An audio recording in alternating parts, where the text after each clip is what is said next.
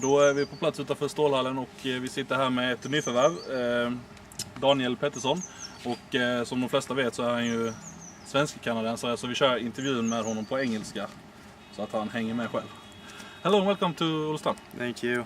How does it feel to be here now? It feels great. I don't know, it's going to be a great experience and should be an exciting year. Yeah, okay. Have you been to Sweden before? And have you seen any Swedish hockey? Yeah, well, it's been many years since I've been back. I don't know, probably 14 years. My mother's from Luleå, so like we'd go back there every couple summers and spend the summers there. So, and I've seen only stuff on the internet of Swedish hockey, but it looks exciting and it should be fun. Never played here? No, never played here. I've played against some Swedish teams. I've come to Canada, but never played here before. Okay, do you have any Swedish idols in ice hockey? Well, growing up, Mats Sundin was my favorite player, number 13. I don't know, that was my favorite number all the way up. And then once I got to Major Junior, the coach told me 13 was unlucky. So I had to switch from 13 to 23, but Mats Sundin definitely. Okay. Olofström is a quite small and quiet place. What do you think about living here? Well, it's my first time living on my own in Sweden, so like it'll be a great opportunity for me to get to know people and learn the language and that type of thing. So it should be good. Yeah, what's the difference between Olofström and Toronto or Moncton? Well, population, I guess. I think there's 12,000 people here, and in Moncton there's 150,000, and in Toronto there's 4 or 5 million. So, but the biggest thing I think is the sunrise and sunset. In Toronto, the sun rises at 7 a.m. I know here it's like 4 o'clock. Yeah. So if I wake up during the night, I look outside, I'm like, oh. So. Yeah, but you will not have any problem with living in a small place. No, it's gonna be a great chance to learn the language, and people are very nice so far. So in a couple of months, maybe we will do this in Swedish. Yeah, we can try. Yeah. How would you? Now you have dual citizenships, both Swedish and Canadian. Can you tell us about that? Well, at birth I took my mother's last name, so I would be given the opportunity to, if I ever wanted to travel or that type of thing, and so I took her last name, and then so far, I don't know, coming to play in Sweden, it's paid off to have both. Yeah. Can you describe yourself as a person?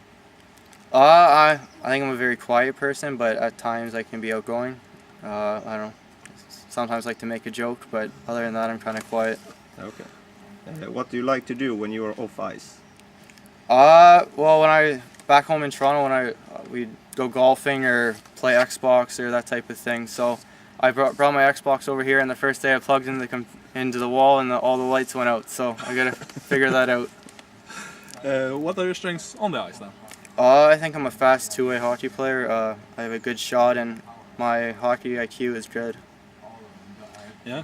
Has it always been a goal to play in Sweden, or was it something that just came up?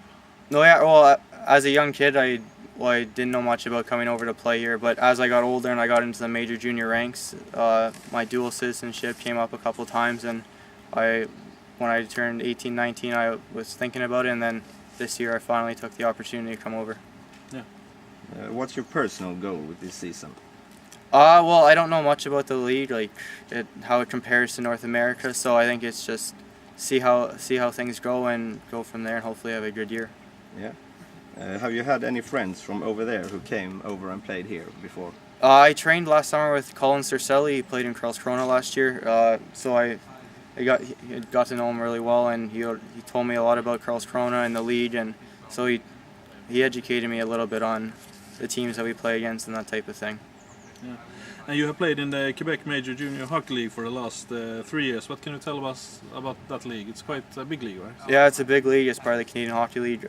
It's a great opportunity for kids that want to go play in the NHL.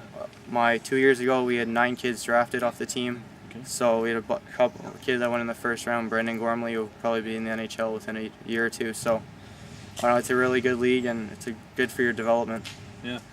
And who is the best player you have played with and against over there? Well, Brendan Gormley would probably be the best player. He was a first-round pick to Phoenix. He's a great hockey player, and he's only 18 years old, but within a year or two he'll be in the NHL. So, and then also Kirill Kurbanov. He's a Russian prospect that came over, and he played with us, and then we traded him, so we played against him. And I don't know, if he gets his all his stuff together, he'll be an excellent hockey player and a good NHL player. Okay. What's the biggest moment in your career so far?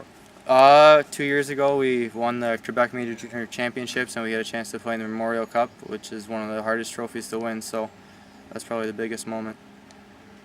Do you know anything about the league that Olofström plays in? I've only heard little things just from guys around it that have helped me out, but they say there's not as much travel as the other divisions, so it'll be good for the guys just to, there's not as many bus rides and overnight stays and stuff like that, so, and they say it's the hardest division, so it should be fun to play in.